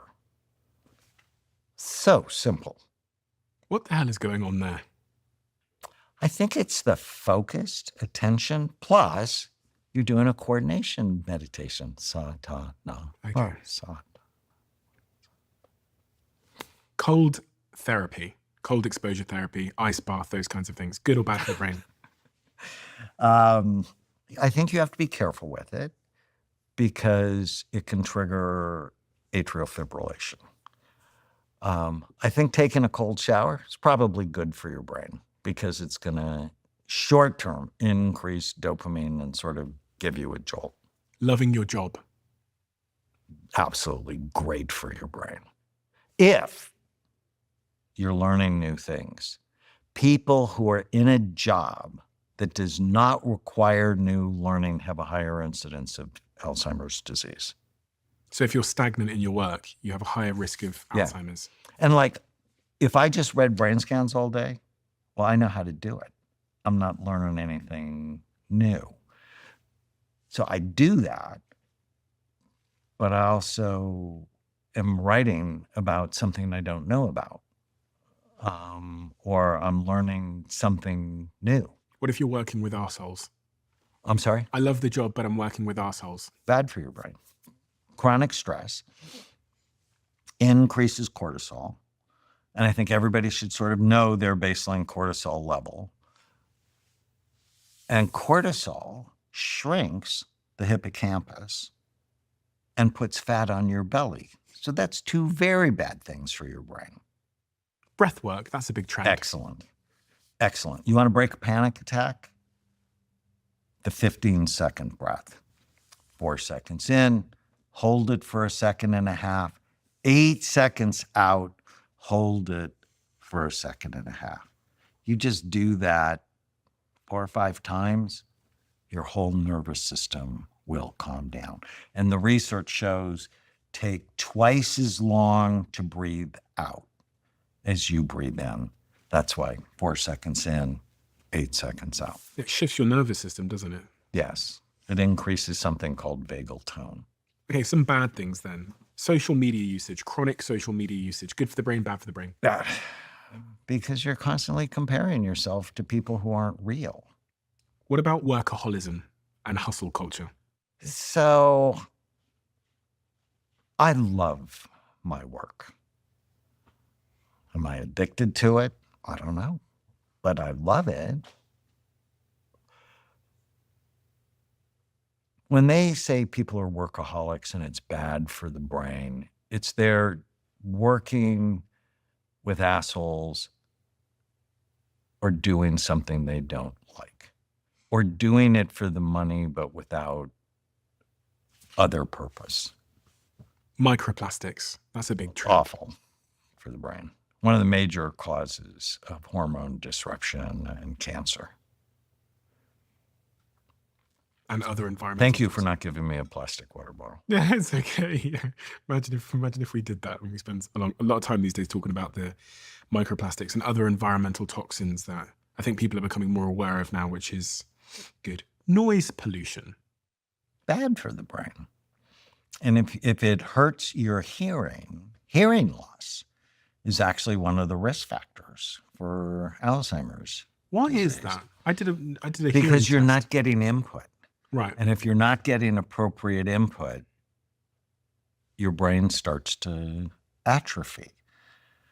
And if you don't hear what other people are saying and you have a lot of ants, you have a high negativity bias, is you can actually begin to get a bit paranoid and fill in the empty spaces with negativity.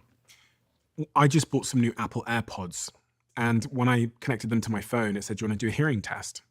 So I did the hearing test, and then I asked my girlfriend, I said, "You should do this hearing test as well," because I needed something to compare it to. And I was a little bit shocked.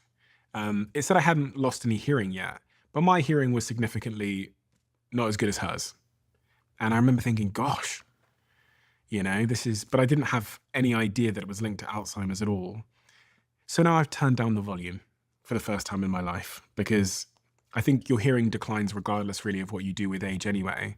But as you said earlier, like starting from a better baseline when you're talking about the brain reserves is really the game, I think, with aging. My last question is a bit of a, seems to be uncorrelated, but the world is heading towards a world that's driven by artificial intelligence. It's like all the rage at the moment. If you log on the internet, people talking about they're going to lose their jobs, all of these new tools that allow us to optimize our lives in a variety of different ways. When you think about the world of AI that we're heading into, there's so many ways that I imagine it's going to make your job easier as someone who's doing scans of brains and so on. But do you think artificial intelligence is going to be good or bad for our brains? I think in the short run, it's going to be bad because your brain is going to do less, and that's bad for the brain. I think it's fascinating to watch what's going to happen. And ultimately, in the words of my friend Byron Katie, argue with reality, welcome to hell. We need to figure out how to use it to enhance our lives rather than to steal brain development. And so much of technology, we haven't talked about this, has stolen brain development. When video games came into my house, it was actually 1987, I remember. My son was 11. He was a straight A student, and then he wasn't. And then we started fighting about, it's like you can play for a half an hour and then Like, I took it out of the house because I saw it as an agent of thrilling his brain to death, deadening the dopamine structures. And then I've watched this whole group of kids grow up with very cool video games that are, I think, damaging their brain. So unleash technology without any neuroscience study on the impact of brain development. It's a bad idea. Are brains getting bigger or smaller? Does anybody know? I don't know. Just wondering if technology... Interesting question. Yeah, because if We could technology's ask doing more... ChatGPT. Oh gosh, yeah. Isn't that funny? Well, it thinks for you. This is the thing. Although, one caution with ChatGPT, it sucks if you ask it for medical advice. It often will make mistakes. And so there are other sites I like better, that I trust more. Social connections, obviously, another point on that, because there's now, I saw articles where men are getting into relationships with an AI character of a woman they like. And, you know, social connection is so good for the brain. So I wonder if artificial social connection is going to... It's probably not great for the brain. Because your brain doesn't have to work as hard with an artificial, especially one you created. Yeah. Right? Your brain is, when you're with like another real person, your brain has to do a lot more calculations to make that work than with someone you can just trash at any moment. Well, you'd program it for dopamine, wouldn't you? If you're making a friend or partner yourself. What's the most important thing we haven't talked about that we should have talked about, Doctor? I think purpose and why does purpose matter? Connection to a higher power. Well, I always think when I assess patients of them in 4 big circles, it's like, so what's the biology? We talked a lot about the brain. What's the psychology? So we talked about development a little bit and trauma and ants. What's the social circle? Like what's going on in your life now and who you're connected with. And we talked about love. But we didn't really talk about the spiritual circle, which is, so what's the point? Why am I here? Am I here because of random chance, because of an explosion that happened billions of years ago? Or do I believe in creative design where I'm really created for a purpose that is to make the world a better place? And I find people who live without purpose have a higher incidence of depression, have a higher incidence of loneliness, have a higher incidence of dementia. And so I encourage all of my patients to seek and live with purpose. It's one of the reasons the one-page miracle is so important to me. What do I want? Relationships, work, money, physical, emotional, spiritual health, which is really the why question. And a lot of my colleagues go, well, how can you believe in God if you're a scientist? And I'm like, do you know anything about physics? That the second law of physics is entropy. Things go from order to disorder. I'm like, I think there's an order to this, and that I'm here talking to you, and there's a purpose behind it that's greater than me. Studies suggest that religious belief can be associated with differences in brain structure and function. While there is no single religious brain, certain patterns have been observed in neuroscience research. The prefrontal cortex involved in decision-making, mortality, and self-regulation tends to be more active in religious individuals. And their right temporal lobe tends to be bigger. There's another study with that. And if there is a God, and we communicate with God, there's got to be a neuroscience mechanism for that. And Michael Persinger is researcher out of the University of Laurentian University in Canada. He would put helmets on people and give them low volt electrical activity. And whenever he would stimulate the right temporal lobe, people would get a sensed presence. They would actually feel the presence of God in the room. I just think that's so interesting. And does that mean that the brain makes up God, or that the brain has pathways to experience God? I think it's an interesting question. I actually did a study on prayer. We have a foundation called the Change Your Brain Foundation, and we raise money for research, education, service. And I did a prayer study of conversational prayer, I pray for you, and speaking in tongues, which is channeling the Holy Spirit in Christian tradition.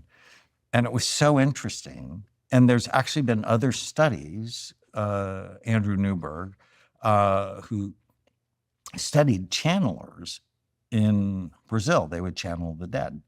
And the idea is, if you're going to channel an outside spirit, you have to turn down the noise in your brain so that you can sort of hear the other frequencies. And that was our hypothesis. And 60% of our subjects dropped their brain activity when they were speaking in tongues, which I found so interesting. One completely activated the dopamine centers. And so I'm looking at him like, I bet you do this a lot.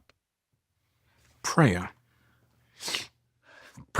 can change the brain. I mean, we talked about meditation changing the brain. And Dr. Newberg, again, studied Tibetan monks while they meditated and Franciscan nuns while they prayed, and they found very similar changes.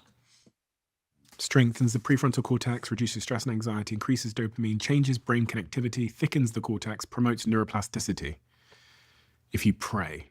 Now, what if you're not religious? Because I don't think I believe in any particular God, but I would like some of these benefits. So I guess I could achieve them by meditation and those kinds of things. I could still pray. I've got no issue with praying. I don't know what I'd be praying. And you could be curious.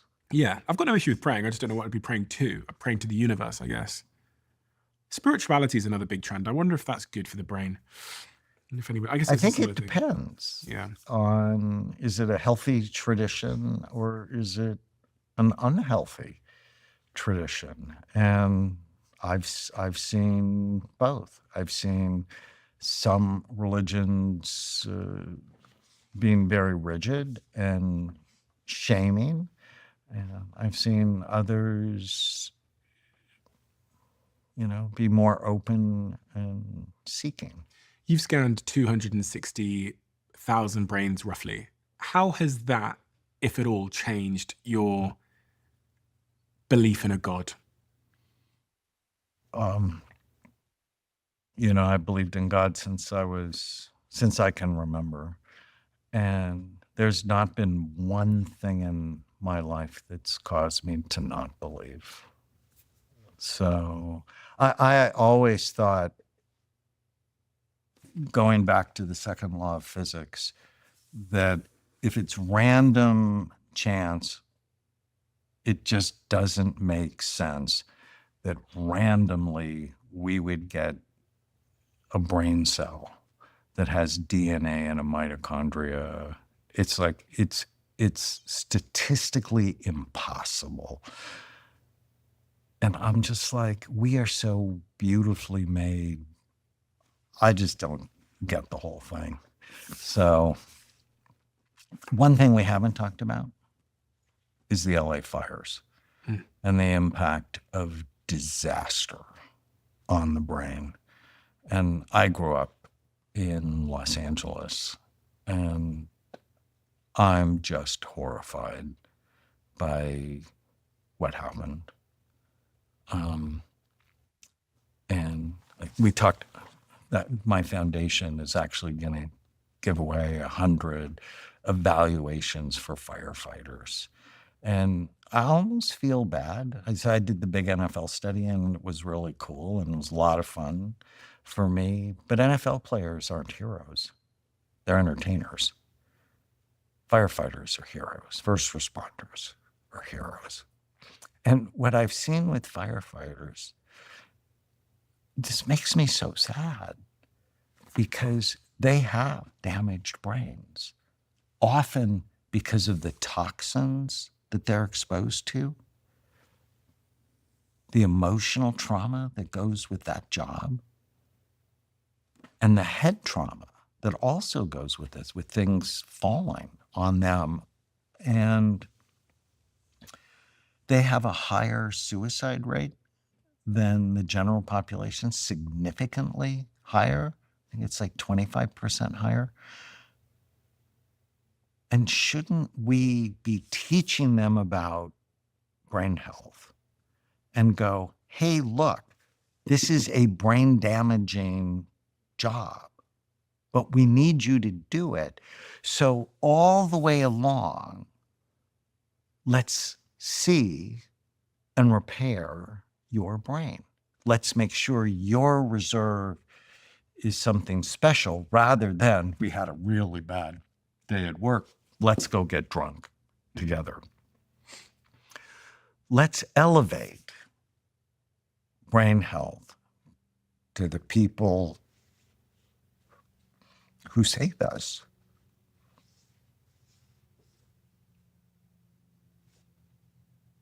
Why is that emotion so raw for you? Well, just thinking of what happened. One of my close friends lost his home.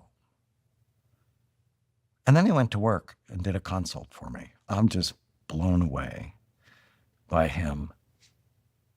But, we're so close to the sadness of what happened. And I have a clinic that we had to evacuate, and I have doctors that they had to evacuate. The group trauma is so high. And yet the people who care for us, we're not doing a good job of caring for them. And I think I have part of the answer. And I just wish I could do more. Incredibly kind of you to offer to scan 105 fighters' brains. Yeah. And hopefully as our foundation, can raise money, we can do thousands of them. How does one go about supporting your foundation? Where do we go to support it? So changeyourbrain.org. Changeyourbrain.org. Yeah. We have a closing tradition, as you know, where the last guest leaves a question for the next. And the question left for you is, what advice would you give a couple who want to start a family? I love that question so much. Is if you want to start a family, you have to get your bodies ready. So she was born with all the eggs she'll ever have. And you want to give them time, like a year or more, of good nutrition. And The child. no, the mom. Okay, so my partner, I'm someone that wants to start a family. So you want to go, what I'm eating, what I'm thinking, the stress I'm under is going to impact the next generation. What are the right brain and body habits that we both can do to get our bodies in the best shape? Is this good for my brain and body, or is it bad for it? And really focus on good. A lot of people who are drinking, they actually stop drinking when they find out they're pregnant. Remember, the brain develops at day 21. You may not even know you're pregnant at day 21. Just let that roll around your head a little bit. So I love this question is, I can start to get my brain and my ovaries and my sperm ready to connect to be healthy. So I think that's the advice I would give them. Dr. Daniel Lehman, thank you so much once again for your time, and thank you for the wisdom and value you've given to my audience over the years.